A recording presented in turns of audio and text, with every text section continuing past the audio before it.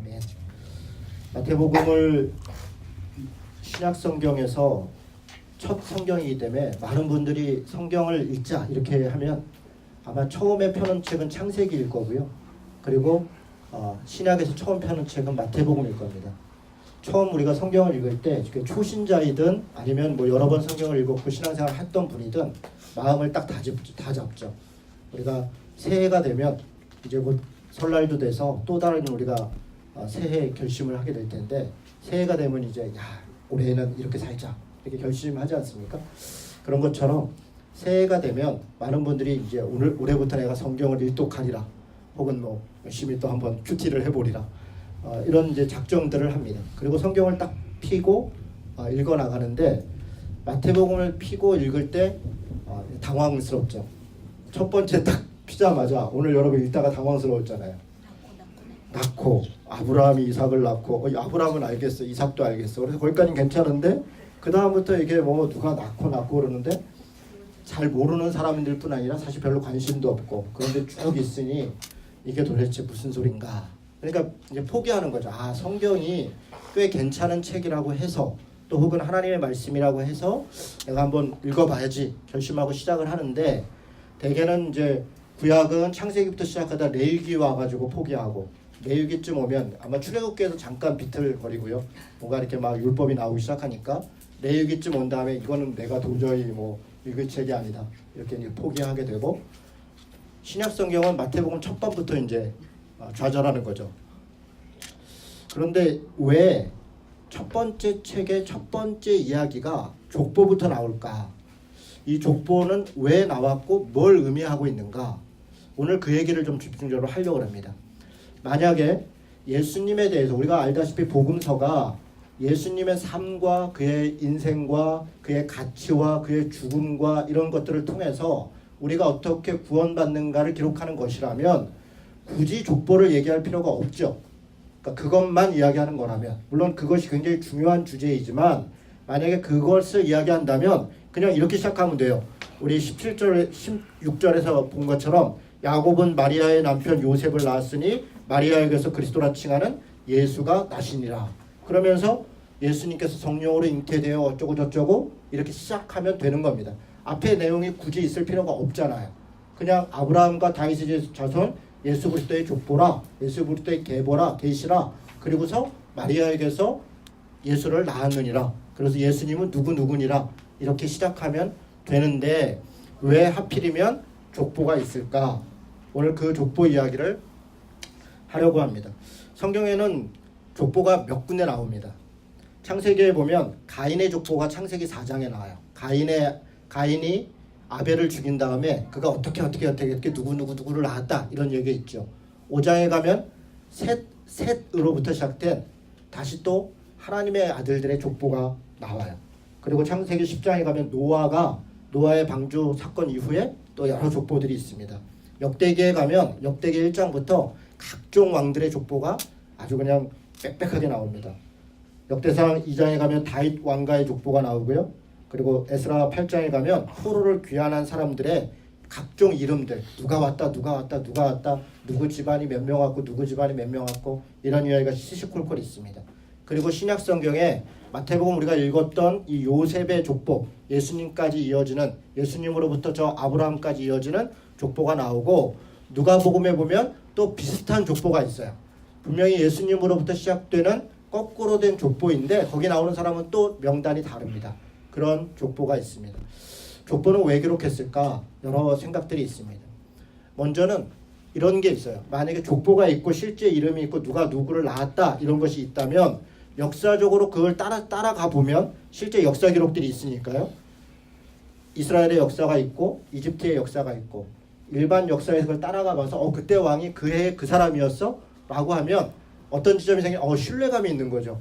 그렇구나. 이 성경이라는 게 그냥 무슨 신화를 기록하고 어디 뜬구름 잡는 얘기를 기록해 놓은 게 아니라 실제 우리가 살았던 역사 속에서 실제 존재했던 인물의 이야기를 하고 있구나 라고 하는 것에 대한 신뢰가 하나 생기죠. 제가 고등학교 때 저희 같은 반 친구를 전도하려고 몇 가지 이야기를 했더니 그 친구가 저한테 이런 질문을 해요. 성경에 나오는 그 지명과 그 국가가 진짜 실존했던 거야? 이렇게 물어보는 거예요. 그런데 제가 잘 모르겠더라고요. 가만히 있어보자. 이스라엘이라는 나라가 지금도 있잖아. 그러니까 있었겠지. 그랬더니 이 친구가 증거를 갖고 와봐. 실제로 그런 나라가 있었고 있었는지. 지금 생각해보면 되게 유치하고 굉장히 초보적인 질문이라 이거는 뭐 너무 좋은 질문이죠. 왜냐하면 역사적으로 이스라엘이라는 역사가 있었다는 증거들은 수도 없이 많기 때문에 실제로 뭐 갖다가 이렇게 슬쩍 보여주면 되는데 당시에는 뭐 제가 전혀 모르던 거니까 심지어는 애굽이 이집트라는 것도 저는 몰랐어요. 애굽이라고 하는 나라가 있나 보다. 근데 그 친구가 저한테 이렇게 물어보는 거예요. 애굽이라는 나라가 있어? 이렇게 얘기해. 몰라. 이렇게 옛날에 있었겠지. 이렇게 얘기를 옛날에 있었으니까 기록했겠지. 이렇게 이제 우기는 거죠. 근데 애굽이 이집트라는 걸 알았다면 그게 이집트야. 그래 이집트야? 이렇게 바로는 누구야? 그게 파라오야. 파라오야. 그러니까 이제 이집트 파라오 이렇게 기록해놨으면 훨씬 더 좋았을 텐데 가짜 문자다 보니까 한자 발음을 그대로 기록해서 여러 번 말씀드렸죠. 중국어 성경을 번역한 거라고 우리 성경은. 그러다 보니까 오해가 있었고 고등학생인 저는 잘 몰랐던 거죠. 역사를 기록해놨다. 족보를 기록해놨다. 연도를 기록해놨다. 그것은 사실 기록하는 사람 입장에서는 굉장히 부담스러운 겁니다. 실제로 그 역사와 족보가 만약에 이것이 왜곡된 것이라면 실제 누가 누구를 낳았고 몇 년도에 무슨 일이 있었다라는 것을 기록한다면 실제 그걸 쫓아가 보면 사실 여부가 바로 드러나는 거니까요. 그래서 성경에는 족보가 있고 연도가 있고 지명이 수도 없이 나오는데 굉장히 구체적이에요. 1000년, 2000년 된 문서 중에 이렇게 구체적으로 연도와 지명과 족보가 되어 있는 책이 아마 성경이 유일할 겁니다. 그거 하나만으로도 성경이 가지고 있는 가치는 역사적 가치는 상당히 높다. 그렇게 인정할 수 있겠습니다. 어쨌든 족보는 여러 가지 의미를 가지고 기록하고 있는데 각각의 족보에 따라서 각각의 의미가 있는데 오늘 마태복음은 도대체 왜 족보를 기록하고 있는가? 오늘 그 부분을 이야기하려고 합니다. 먼저 1장 1절을 한번 보겠습니다. 1장 1절에 보니까 이렇게 시작합니다. 아브라함과 다윗의 자손 예수 그리스도의 계보라. 계보라는 말은 족보라는 말입니다. 그렇다면 지금 무슨 얘기를 하고 있냐면 앞으로 나오는 족보는 누가 효시라는 거예요 지금? 누구로부터 시작된 거다? 아브라함부터 시작된 거다. 그리고 또 누구로부터 시작된 거다? 다윗으로 시작된 거다. 이 이야기를 합니다. 왜 이 이야기를 하겠습니까? 여러분 만약에 우리나라 사람한테 제가 저를 소개해요. 이진호는 누굽니다 라고 소개할 때 사실 이진호를 누가 알겠습니까? 잘 모르죠. 그런데 제가 이렇게 설명하는 거예요. 저는 세종대왕의 37대 손이고 이수신 장군은 전주희 씨가 아니시군요. 그분은 다른 이수시구나. 하여간 이수신 장군의 내가 몇 대 손이다. 이러면 내가 뭘 하는 사람이고 직업이 뭐고 무슨 학력을 가지고 있고 그런 거 상관없이 세종대왕의 몇 대 손이야? 그것만으로도 괜찮은 사람일 것 같은 그런 느낌이 오죠. 광개토대왕, 세종대왕, 이수신 장군 이런 분들 굉장히 유명하고 실제 그 민족이 효시로 생각하는 어떤 사람의 내가 자손이야. 그거 하나만으로도 인정이 되는 거죠. 아브라함과 다윗이라고 하는 존재는 유대인들에게 있어서 이스라엘 사람들에게 있어서 물론 우리 예수를 믿는 우리에게도 마찬가지지만 자신들을 증명할 수 있는 가장 중요한 사람들이에요. 두 가지 요소에서 그래서 첫 번째로 아브라함은 믿음의 조상이에요. 아브라함이 믿음의 조상. 우리에게 있어서는 믿음의 조상이지만 이스라엘에게 있어서는 이스라엘 민족이 시작된 민족의 시조입니다. 그들은 유리한 사람들이었어요. 유리에 방황했던 사람들이에요. 그들은 아람 땅에서 자기의 나라를 형성하지 못하고 아브라함 그 유대인들 당시 히브리인들은 그렇게 흩어져 있던 사람들 중에 하나님께서 아브라함을 택하셔서 히브리 민족이라고 하는 하나의 단일 민족 그리고 가나안 땅이라고 하는 하나의 국가의 땅을 이룰 수 있도록 불렀던 첫 번째 사람 그 사람이 아브라함이에요.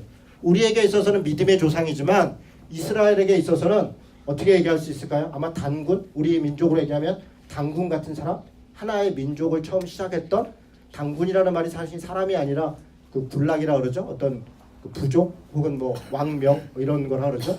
그래서 그런 것처럼 아브라함의 자손이다. 그러면 이가 유대인에 있어서 뿌리 있는 그 집안 사람이라는 거구나. 그걸로 하나 인정이 돼요. 두 번째로 다윗의 자손이다 라고 얘기하면 무엇이 증명되냐면 이 사람이 왕가구나 그런 정도가 아니라 이 사람이 정통성 있는 사람이구나.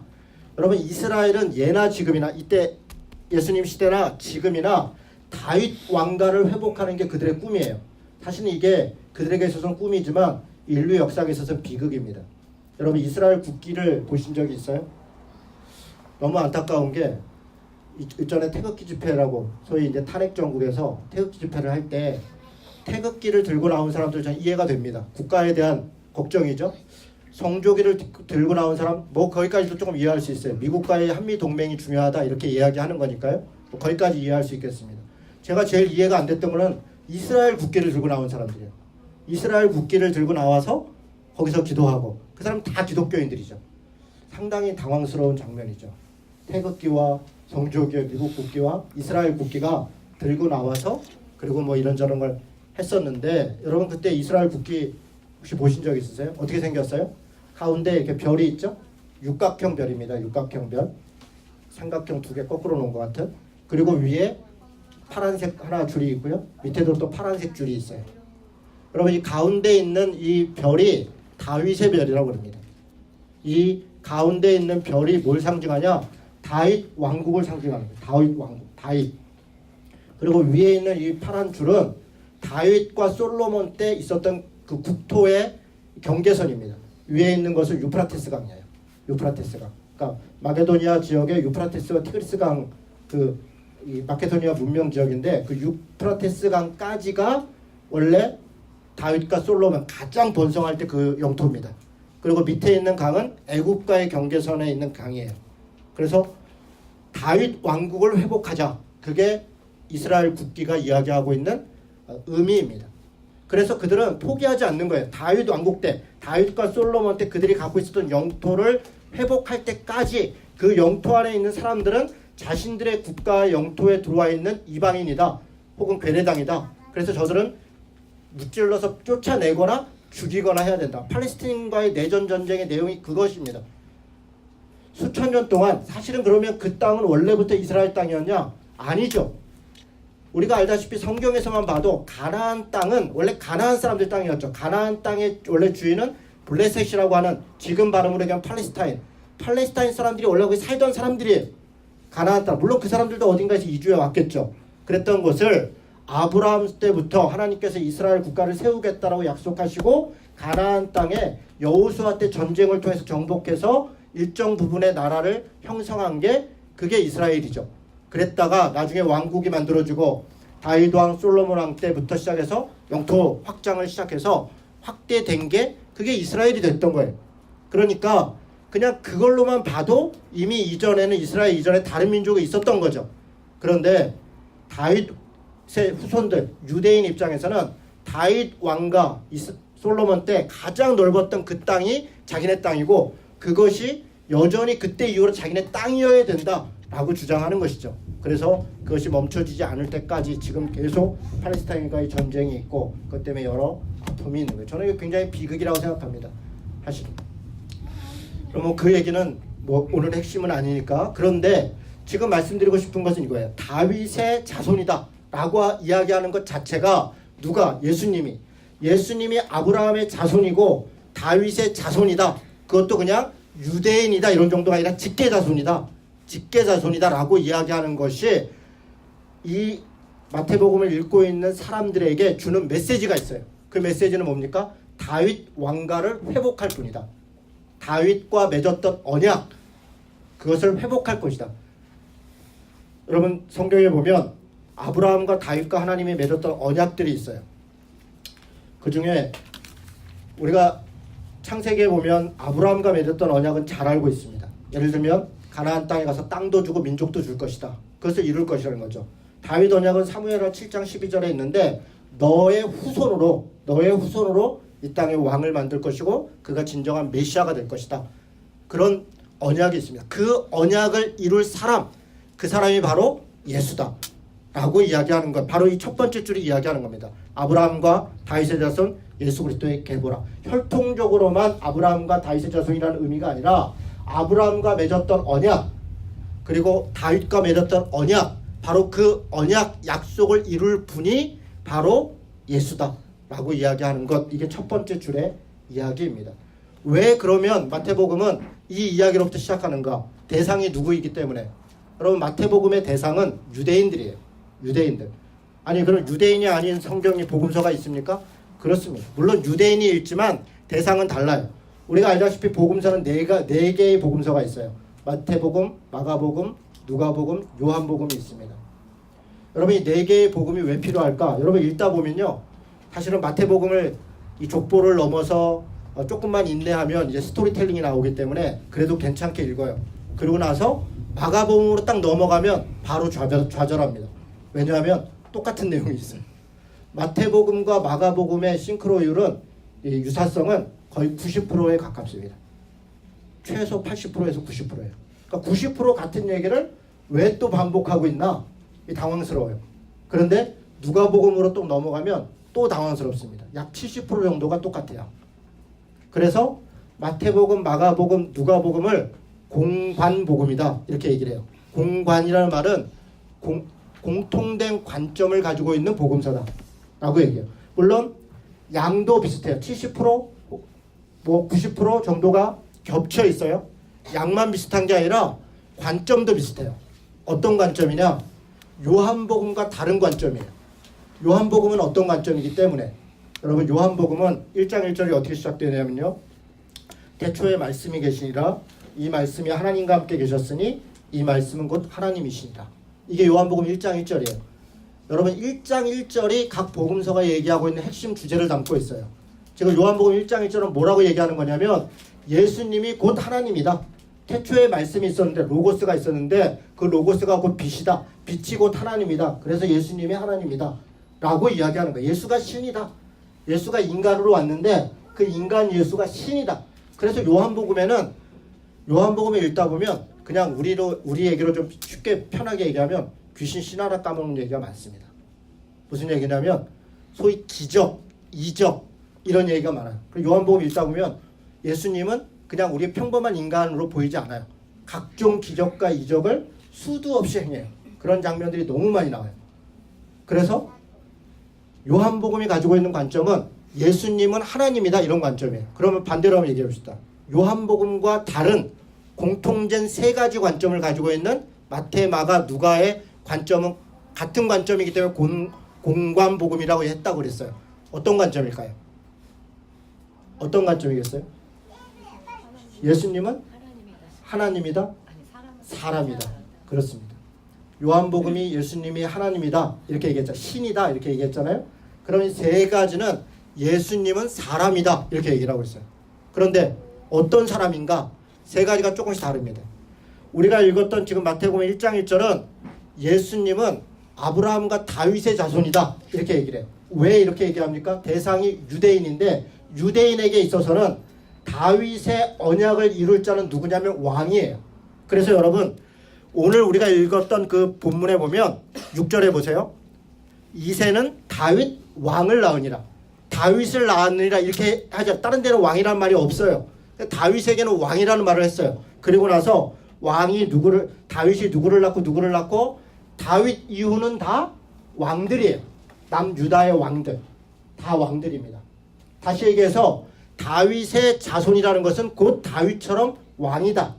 곧 예수님도 왕이다. 라고 이야기하는 거예요. 마태복음은 관점이 분명합니다. 예수님은 유대인의 왕이다. 사람이죠. 왕도 사람인 거죠. 유대인의 왕이다. 그리고 대상은 유대인들에게 그걸 설명하는 거예요. 구약 성경이 수도 없이 예언했던 메시아, 히브리 말로 메시아, 그리고 헬라어로 그리스도 같은 말입니다. 그리고 예수 다 같은 말이에요. 다 구원자 이런 말이에요.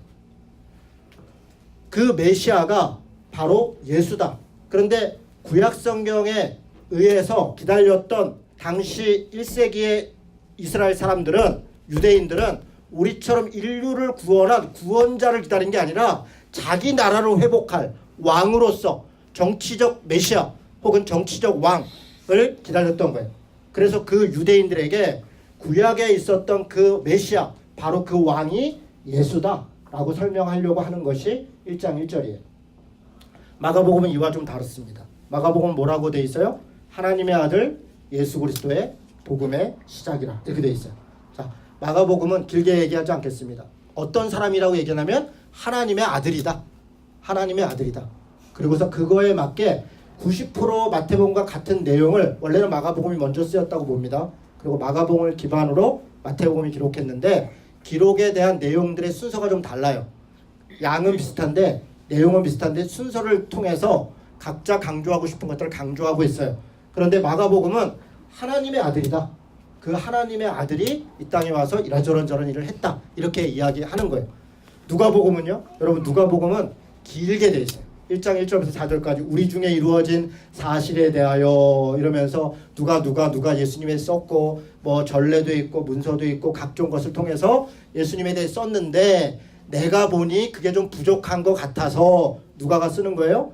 나도 순서를 따라서 이렇게 기록했다. 그러면서 데오빌로 카카라고 하는 이방 왕에게 예수님이 누군가를 설명하는 그런 내용이에요. 자, 누가복음은 뭐라고 설명하고 있냐면 예수님을 사람의 아들이다. 사람의 아들이다. 이방에게 사람의 아들인 예수가 어떻게 구원자가 되는지에 대해 설명해요. 그래서 누가복음은요 가보면 가장 많이 사람들을 만나요. 가난한 사람, 여인들, 창녀들, 또 세리들, 소외된 사람들, 문둥병자 이런 사람들을 끊임없이 만나는 게 누가복음이에요. 사람이다 이렇게 얘기를 하고 있어요. 이렇게 4개의 복음서가 각각의 강조점과 또 각자의 대상에 따라서 입장을 조금씩 달리해서 예수를 입체적으로 보게 하고 있습니다. 그래서 4개의 복음서는 약간 지루할 수 있으나 조금씩 이렇게 내용을 봐가면서 보면 서로 보완할 수 있는 지점들을 또 알게 됩니다.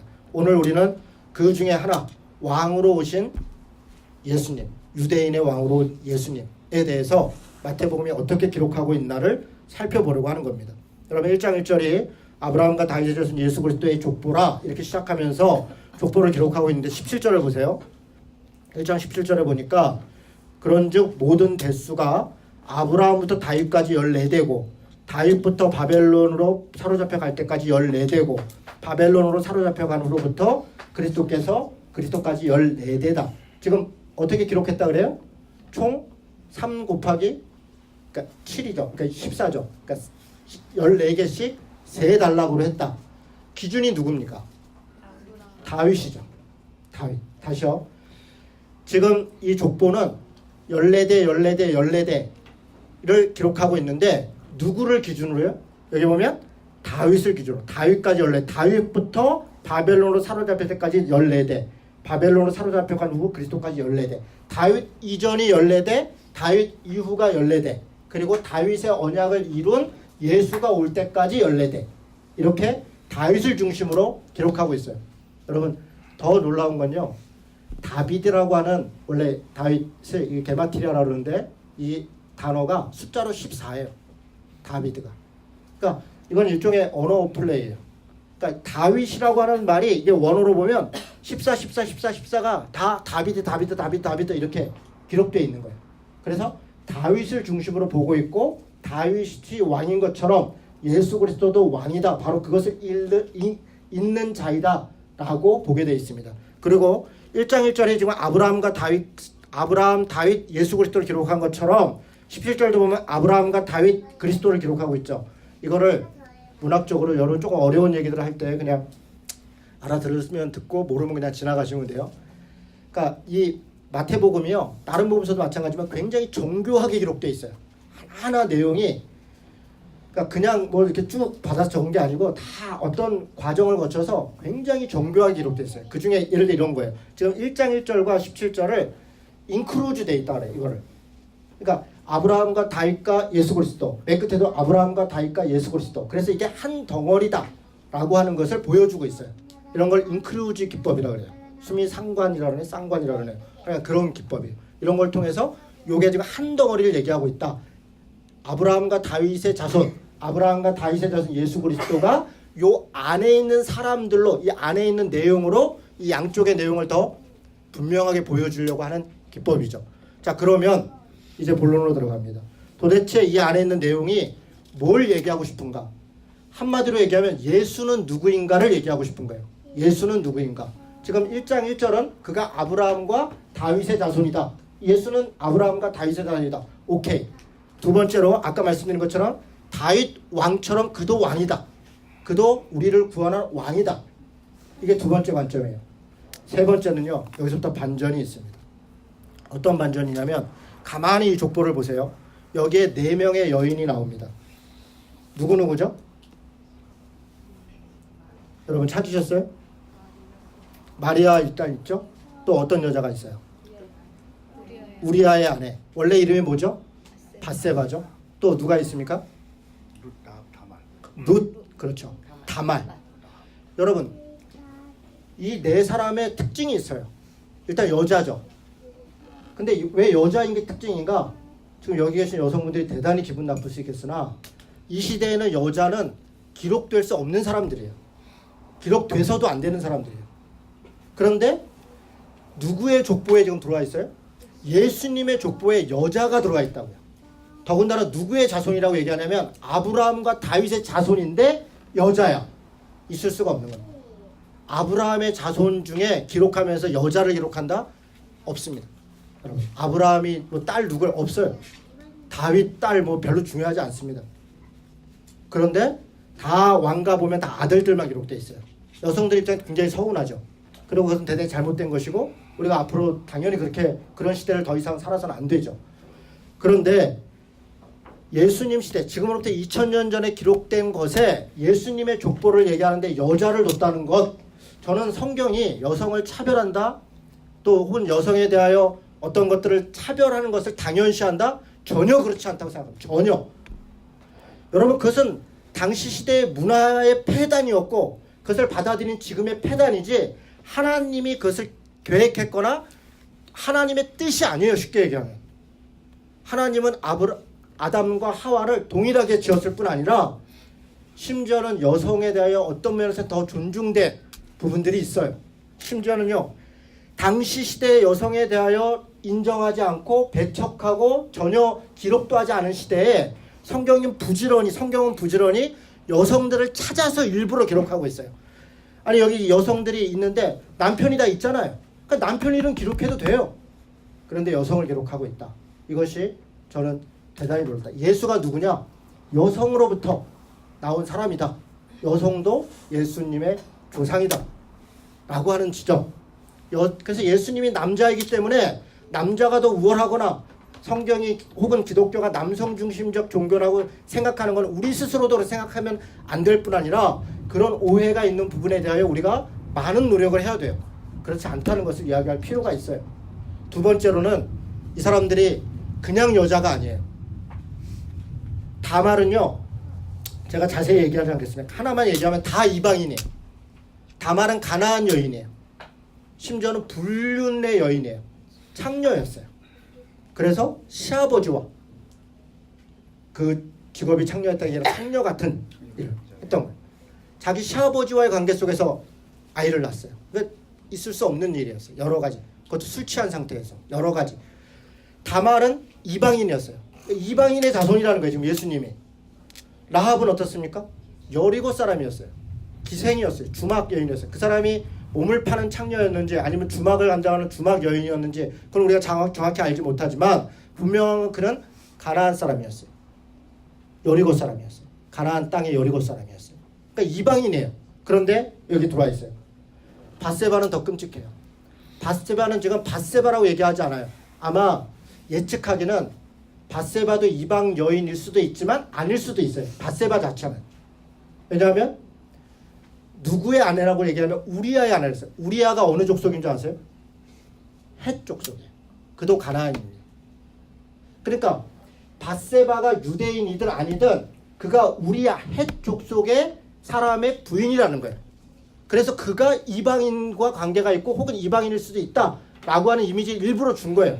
아마 제 예측으로는 만약에 그 지점만 본다면 밧세바는 유대인이었을 수도 있어요.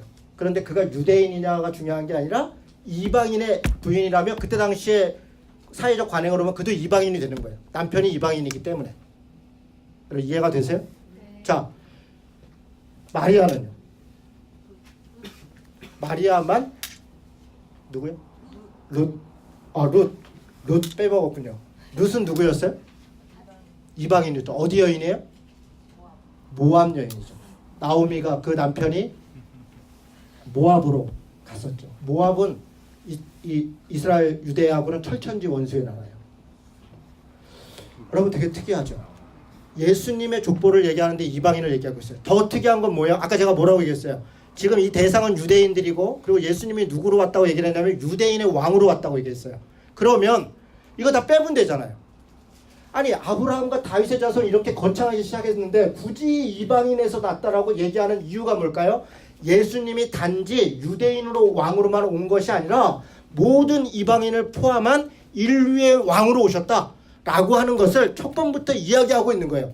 이 지점을 유대인들은 애써 무시하지만 우리들은 그 지점을 볼 수 있어야 되고 우리가 믿고 있는 기독교가 저 이스라엘에서 시작했으나 그러나 이스라엘인들만을 위한 기독교가 아니라 참 이스라엘, 예수를 믿는 사람들, 하나님을 믿는 실제인 참 이스라엘, 우리들을 위한 이방인들을 인류를 구원한 종교다. 그렇게 이야기하고 있다는 거예요. 또 하나는 뭐예요? 세 번째는 제가 자세히 이야기하지 않았지만 이 세 명의 다말, 라합, 룻, 밧세바 이 네 명의 여인들은요 다 죄인들이에요. 아까 얘기했죠. 시아버지랑 또 라합은 그 여리고 입장에서 죄인이고 또 주막을 하여튼 창기 기생이고 룻은 모압 여인이었고 그리고 밧세바는 죄를 범한 여인이었어요. 밧세바는 우리아의 아내인데 누구의 다윗 왕으로부터의 다윗의 범죄를 드러내고 있어요. 그래서 죄인으로부터 난 예수. 여러분 이거는 사실 굉장히 파격적인 거예요. 예수님에 대하여 다윗에 대하여 여러분 역대기서에 보면 다윗의 범죄를 기록하지 않아요. 역대기서는 우리아의 아내와의 범죄를 기록하지 않아요. 열왕기서는 기록하고 있어요. 왜 역대기서는 기록하지 않느냐? 역대기서는 우리 역사서로 얘기하면 정사예요. 정사. 그리고 열왕기서는 야사예요. 정사는 자기 왕에 대하여 이 치부를 드러내지 않아요. 다 좋은 얘기만 해요. 그런데 진짜 역사는 치부도 드러내는 거죠. 그것을 통해서 이야기를 하죠. 여러분 일부러 지금 이렇게 얘기하고 있어요. 우리아의 아내라고 기록한 것도 대단히 특이해요. 그냥 밧세바라고 기록해도 되잖아요. 밧세바라는 여인의 범죄를 사실은 우리아의 아내를 범했다는 다윗의 범죄로 밧세바의 범죄로 얘기하지 않고 다윗의 범죄로 지금 기록하고 있는 거예요. 대단히 특이하죠. 이런 관점들을 통해서 뭘 얘기하고 싶은 거예요? 이방인에게서 예수님이 왔다. 그래서 온 인류를 구원할 분이 예수다. 이 관점뿐 아니라 예수가 오신 목적은 바로 죄인들을 구원하기 위한 거다. 예수 자체가 죄인이다. 완전한 자가 아니다. 여러분 이렇게 말하면 하나님이시고 하나님이 인간이 된 분인데 그가 죄가 있어요? 물론 죄가 없죠. 그러나 죄인으로부터 나왔다는 거예요. 그래서 죄에서 자유롭지 않다는 거예요. 그것이 우리에게 있어서는 저는 중요한 관점이다. 우리가 모두가 죄인인 것처럼 예수도 그 죄로부터 그 죄인으로부터 태어났다라고 하는 지점을 강조하고 있다는 거예요. 여러분 이런 기록들은 참으로 놀라워요. 또 하나 아까 제가 생략했는데 14대라고 그랬죠. 그러면 여기 있는 족보들이 다 실제 연례된가? 아니요. 여러분 1장 8절을 보세요. 지금 잘 따라오고 계세요? 1장 8절 보세요. 아사는 여호사밧을 낳았고 여호사밧은 요람을 낳았고 요람은 우시아를 낳았다. 여러분 이게 뭐가 이상한 것 같으세요? 잘 모르겠죠. 요람과 우시아, 요람은 우시아를 낳지 않았어요. 요람은 누굴 낳았냐면 아하시아를 낳았어요. 아하시아는 요아스를 낳았고 요아스는 아마샤를 낳았고 아마샤는 우시아를 낳았어요. 무슨 얘기냐면 요람과 우시아 사이에 3명의 왕이 더 있었어요. 그런데 그거를 기록하지 않았어요. 또 1장 11절에 보면 요시아가 그렇죠? 1장 11절에 보세요. 요시아는 여고야와 그의 형제들 낳았다 그랬죠. 요시아와 여고냐 사이에는 여호아하스와 여호야김이 생략되어 있어요. 2명의 왕이 있어요. 이건 열왕기서에 다 기록되어 있어요. 역대기서에도 기록되어 있고. 그러니까 성경에 기록되지 않았기 때문에 빼놓은 게 아니라 기록되어 있는데 뺐다고요. 의도적으로 뺐어요. 여고냐 다음에 12절에 보면 여고냐는 스왈드아를 낳았다 그랬죠. 그런데 여고냐는 시드기야를 낳았어요. 시드기야를 왕이 있었어요. 왜 뺐는지는 정확치 않아요. 이 왕들이 왜 이 사람들을 뺐는지는 정확치 않아요. 이유가 있겠죠. 나름대로 이스라엘 사람들은. 우리가 알 수 있는 것은 일부러 14대를 맞췄다는 거예요. 그렇죠? 의도적으로 14대를 맞추고 있어요. 왜요? 다윗 왕에게 집중하게 하기 위해서. 다윗에게 집중하기 위해서. 이게 이 족보의 기록의 의도예요. 마지막으로 16절은 마리아를, 아까 우리 4명의 여인과 5번째 여인이 나왔어요. 마리아. 이 구절은 되게 특이해요. 잘 보세요. 뭐가 특이한 거 잘 보세요. 마리아의 남편 요셉을 낳았으니 마리아에게서 그리스도라 칭하는 예수가 나니라. 여러분 눈치채셨어요? 뭐가 특이합니까? 요셉을 낳았다 그랬죠. 그리고 그 다음 뭐라고 얘기했어요? 마리아에게서. 지금 다른 족보들은 다 남자를 얘기하고, 그렇죠? 아까도 보면 유다는 다말에게서, 그러니까 유다가 낳은 거죠. 유다가 다말에게서. 그러니까 여성을 기록하더라도 남성이 주체예요. 남성에게서 낳았다는 거예요. 그런데 이 표현은 지금 어떻게 되어 있어요? 요셉을 낳았다, 그리고 구분되어 있어요. 마리아에게서 그리스도라 칭하는 예수가 낳았다. 누구에게서 낳았다는 거예요? 마리아에게서. 요셉에게서 낳았다고 얘기하지 않아요. 그래서 왜 이렇게 기록했겠어요? 이렇게 기록한 이유는 18절 때문에 그래요. 성령으로 잉태했다. 그러니까 요셉으로 인해서 잉태한 분이 아니라 예수 그리스도는 성령으로 잉태한 분이다 라고 하는 것을 이 16절이 특이하게 기록하고 있어요. 자, 그러면 여러분 제가 질문 하나 드리죠. 여기까지는 우리가 많이 듣고 이해할 것 같아요. 왜 굳이 요셉을 기록했을까요? 자, 다시요. 마리아에게서 낳고 성령으로 잉태됐다. 그래서 다윗의 자손인 예수는 성령 하나님으로부터 시작된 사람이다 라고 얘기한다면 굳이 요셉을 기록 안 해도 되잖아요. 요셉이었다 끝. 그런데 19절서부터 우리 25절까지 가만히 보면 요셉 이야기를 하고 있어요. 요셉이 정혼한 마리아와 정혼했는데 요셉 중심으로 기록되어 있어요. 요셉이 갈등하고 있고 요셉이 가만히 끊게 됐고 요셉에게 성령이 와서 요셉을 설득하고 요셉에게 이렇게 저런 이름을 지어라 라고 명령하고, 누가복음은 마리아를 중심으로 기록되어 있어요. 이름도 마리아에게 나타나고 천사도 마리아에게 나타나고, 기억나세요? 여러분 누가복음은 마리아를 중심으로 기록되어 있는데 유대인을 중심으로 했던 지금 마태복음은 요셉을 중심으로 기록하고 있다고요. 왜요? 왜? 뭐 방금 제가 얘기했죠. 대상이 유대인이기 때문에. 마리아는 여성이기 때문에 요셉인, 다윗의 혈족인 요셉인 바로 그 법통으로부터 나온, 그래서 요셉이 다윗의 왕의 자손이니까 마리아가 아니라 요셉이 다윗의 자손이니까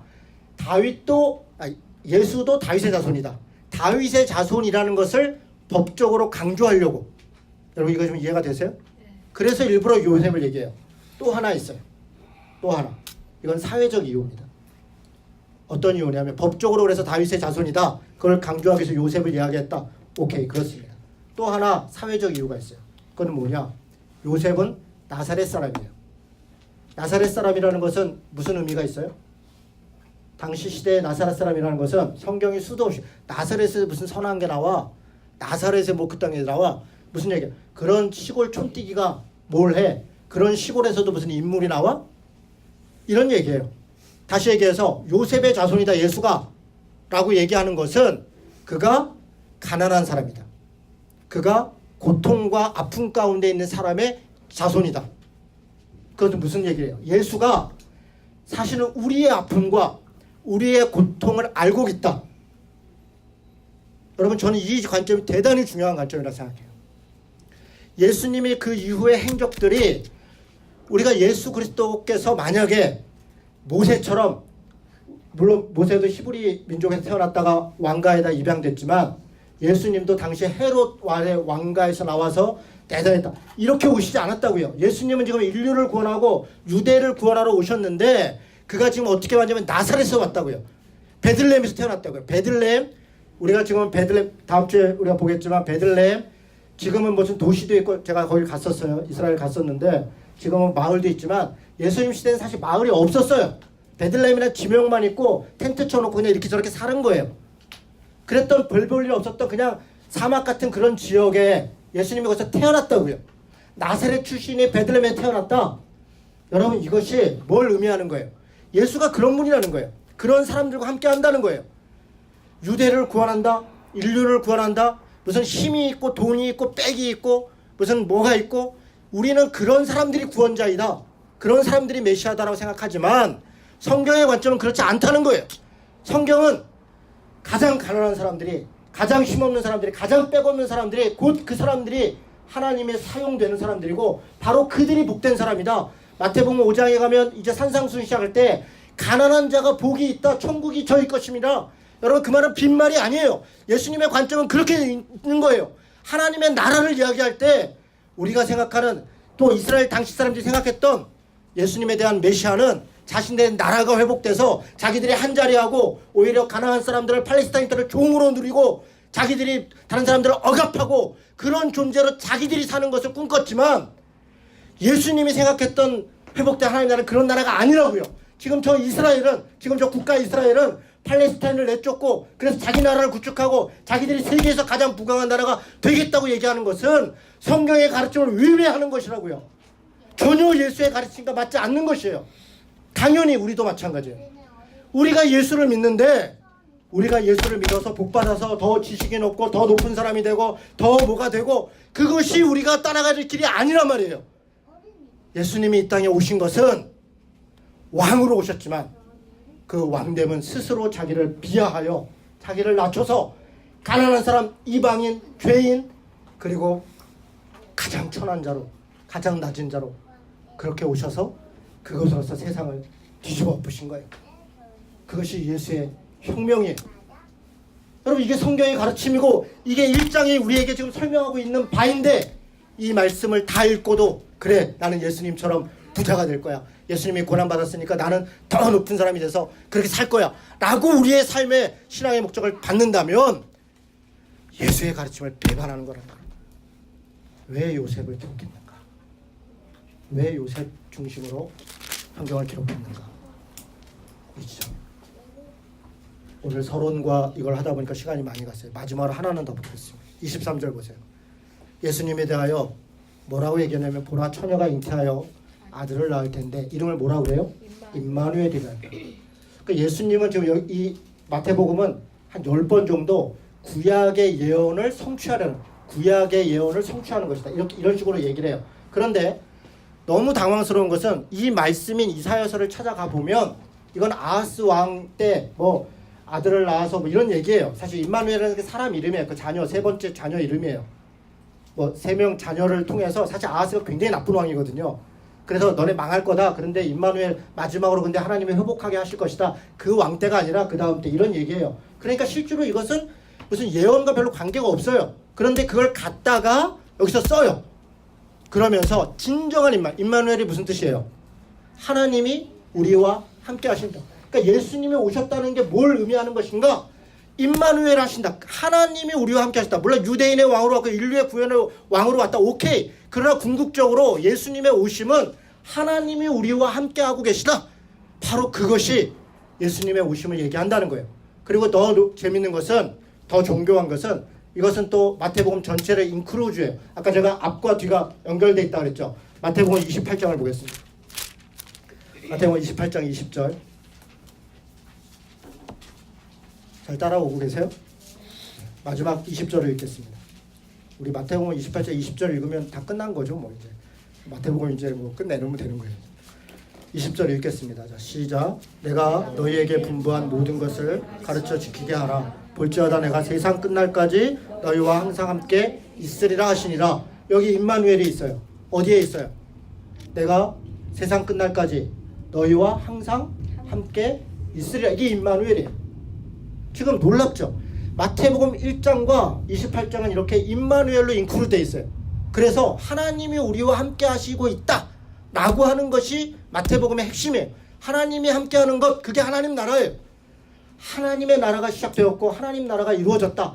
하나님의 나라는 가난한 자, 이방인, 그리고 천한 곳, 바로 인간적으로 볼 때는 구원받을 수 없고 구원받지 못했던 것 같은 그 사람들에게 임했고, 하나님의 나라는 그렇게 우리에게 다가왔다. 그리고 우리도 바로 그 하나님 나라의 일원으로 부르심을 받았다. 하나님이 그 하나님 나라를 위하여 우리와 항상 함께 하실 것이다. 함께 하고 있다. 라고 이야기하는 게 마태복음의 이야기입니다.